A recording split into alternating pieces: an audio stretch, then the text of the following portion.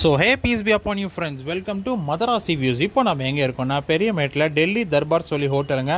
Actually இது authentic Delhi people cooking different types of dishes in beef and சிக்கனுங்க. So maximum ஒரு 10 varieties இருக்குது. நம்ம எல்லா வெரைட்டியில் ஒன்று ஒன்று வாங்கி எல்லாத்தையும் ட்ரை பண்ண போகிறோங்க.